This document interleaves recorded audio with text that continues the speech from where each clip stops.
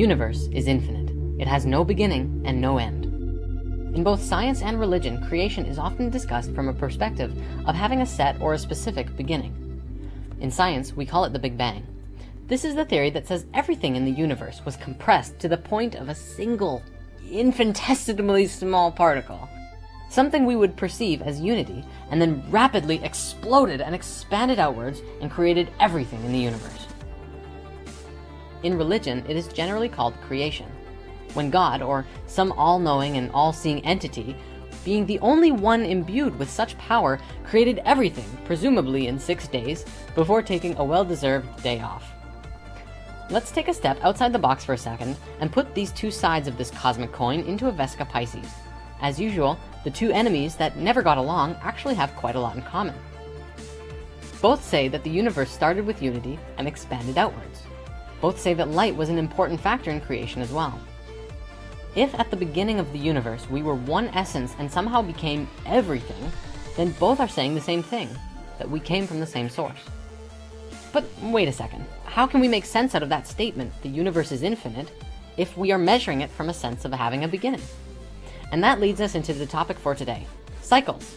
And this is what we're going to talk about now, right after the intro.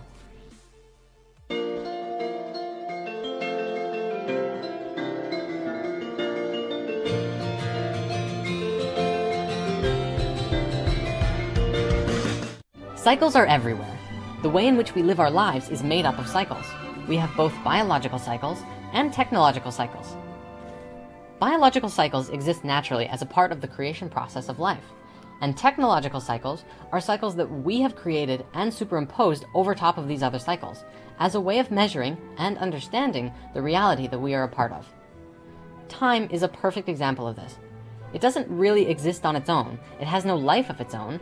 It's simply a measurement of some other cycles. So you could think of it as a measuring tool, such as an hour worth of this, or I'll meet you at 6. In the past, we might have said it differently. Let's gather again at the second moon cycle. We've actually talked about cycles before, which makes it really easy to go deeper into this. If you need a recap, watch lesson 16, Shift of the Ages.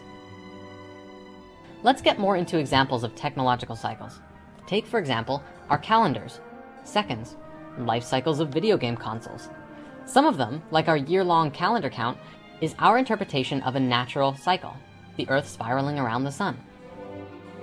Others, like video game consoles, are completely based on our modern world, current technology, the economy, buyer's demand, and what have you. Biological cycles are nature. They happen in relationship to each other, and are much more harmonic than the cycles that we've created. They are natural. The tree doesn't think, is it time to bear fruit yet? I'm just not sure. I think I'll hold off because I'm afraid no one's gonna eat the fruit, right? In nature, the tree just does it. It knows by its inherent instructions what it's supposed to do. It's by its natural design. Other cycles in nature are like solar and lunar cycles, the 4 seasons, and bears that hibernate. Notice too, with the information from lesson 16, you could map it like this. There are smaller cycles within the larger cycles. Like our celestial cycle, we find it broken up into the 4 seasons, and inside that, we have the cycles of the rest of life on Earth, all doing their thing in relationship with each other, which are both influenced by and influence the larger cycle.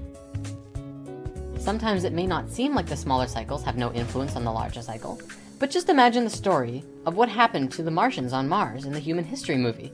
I'm not saying that this is exactly what happened, but if the actions of the individual beings changed the evolution of the planet that ultimately ended up in the destruction of the planet, well, that would be the smaller cycles influencing the larger cycles. You know, it's just an idea. We also have cycles within our own bodies, such as breath, drinking water or liquids, and eating food. These cycles are a lot harder to map out because we are the ones who decide when we eat, what we eat, and how much we eat. But it actually does create effects on us throughout our days. Once again, those smaller cycles have an effect on our larger day-to-day cycles. Interesting. Our interactions with the 4 elements are constantly cycling. Fire, for example, is prana, which is happening all the time, more frequently than breath, drink, and food. You can see how these cycles become more dense and happen less often. You breathe more than you eat. Air is less dense than solid food, and so it stands to reason that a dense cycle has a longer duration. As you breathe in, you ride the sine wave up, and as you breathe out, you drop the sine wave back down. As you go about your day, every hour, minute, and second, you are breathing. And if you created a healthy breathing cycle for yourself, then the other cycles you are experiencing, the larger cycles, would become more harmonic naturally. If you change the cycle of your breathing, if you alter it to accommodate technological cycles, such as pollution and obesity, then once again the result is a cycle that is less harmonic with the natural order of things. Some call this dis-ease, the opposite of a natural cycle, which flows with ease. Of course, you can always correct a cycle that is in disease. Sure, it may take some time, but enough steps in the direction of a natural cycle do eventually get you back in the flow. If you start your day in a healthy way, at the start of the morning, then the rest of the day will flow that much more harmoniously. If you wake up with the sun, you ride the wave of the entire day and are more in tune with the day itself. This was a hard one for me to get and put into practice, because I always used to love sleeping until noon. If you think about it, there are different things adapted for different parts of the day. Cats can see in the dark, so it makes sense that they're night animals. I have trouble seeing in the dark without superimposing a technological cycle over top of it. So maybe I should be sleeping. What I mean is lights and night goggles. Artificial light is a cycle of electricity, a technological cycle. There are positive and negative swings in the cycles. What I mean when I say positive and negative is the presence of something and the presence of the opposite of that thing. Such as with a magnet, you have a positive end and a negative end. One is pulling and one is pushing. Plus or minus, male and female. A lot of people think that negative means bad and positive means good, and that's not always the case. We're actually going to touch on that closer to the end of this video. A better way to look at it is male and female. Positive is male and negative is female. And don't get caught up on that positive is good and negative is bad. Women are wonderful. And in fact, in gender, everyone has both male and female energy, not just one or the other. It is the essence of giving and receiving. The best example I can give you is night and day. It's that simple. When we don't allow the cycles to flow in their natural order, we often create things that feel uncomfortable over and over. Sometimes we call it things we don't want. It's actually a sort of short circuit in the cycle, or a loop. The positive looping back on itself, or the negative looping back on itself. It's not supposed to be a loop.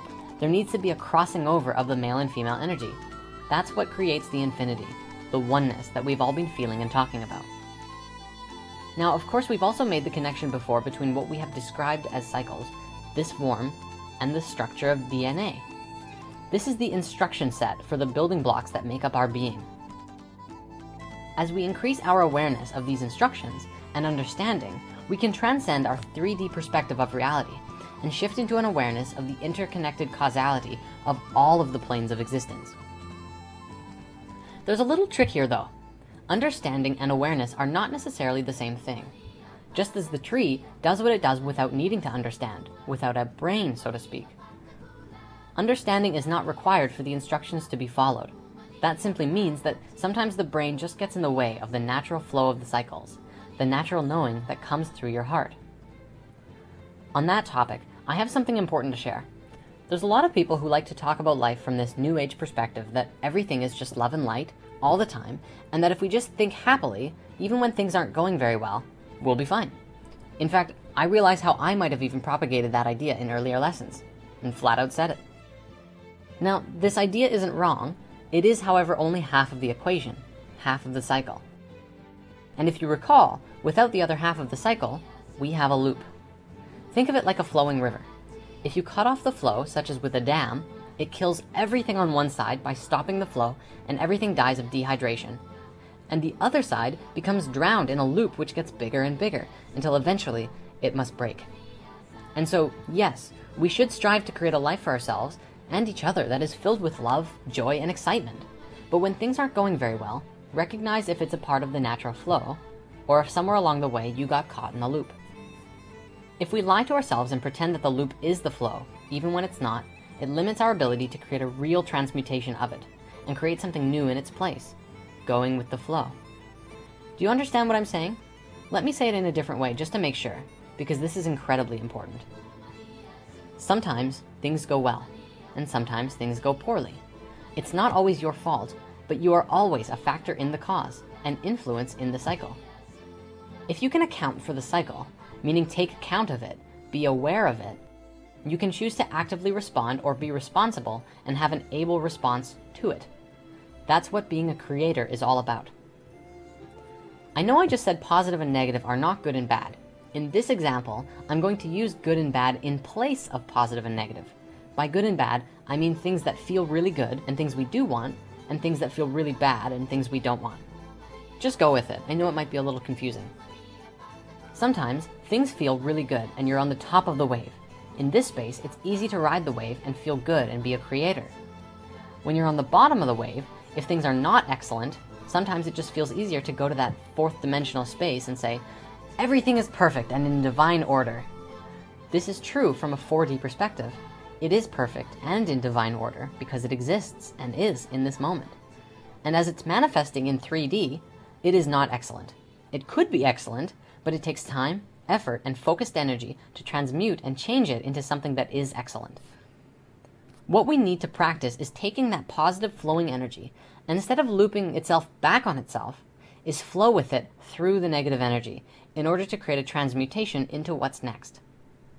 When we say that things are perfect and in divine order, and ignore the loops or even create them as a justification to dam up the river of good feelings, we actually inhibit the flow that leads to the next. That limits our ability to take action, and ultimately, what we're left with is a poo sandwich. Here's the analogy. Say I'm making you a delicious sandwich, and you've got bread, tomatoes, avocado, chives, maybe some peppers, and a roasted portobello mushroom. That is an excellent sandwich, right? Now, say I just put a big dollop of poo right on the top. Do you still want it? Can anyone honestly say that they would still want this sandwich? It's perfect and in divine order, right? Right, but it's certainly not excellent. And I don't care how delicious the other ingredients are. If there's poo on this sandwich, it's a poo sandwich. It doesn't matter how fresh the rest of the sandwich is, or even how fresh the poo is. It's not something we want to eat. The moral of this story is that if there's poop on your sandwich, if there's something in your life that is perfect but not excellent, don't just sit there and let it be. Find out what it is, why it is the way it is, and then take some actions to turn it into something you actually truly want. In that process, in that alchemy, we can really create some powerful change on this planet. If everyone could come from that space, we would see a new Earth overnight. Because no matter how you slice it, McDonald's, landfills, oil rigs, and this entire way of life we've made for ourselves just doesn't work. And I think I can speak for all of us when I say that it could be something different, something magical, and more in harmony with ourselves and the world around us. Waste-free, flying vehicles, spirit centers, cloud cities, interstellar travel, and the infinity of possibilities that come along with it. It's all in the cycles. Okay, grand finale. To answer that big question from the beginning, how does the infinite universe have a beginning? I have a feeling you might already know.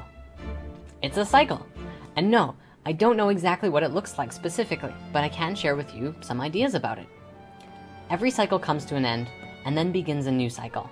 Or maybe it's the old one, continuing on again. Some theories about the universe say that once it was a hugely expanded thing, and it contracted to a small point, a space of unity, and then rapidly expanded outwards again. And today, while we can't see the remnants of the previous universe, at least not yet, we can see the beginning of this cycle that we are a part of. It's really interesting. If the universe is infinite, how is it that we're existing in a finite space? And is the goal of life to take what is finite and merge it with the infinite to create a new way of life and a new understanding of ourselves? See you next time.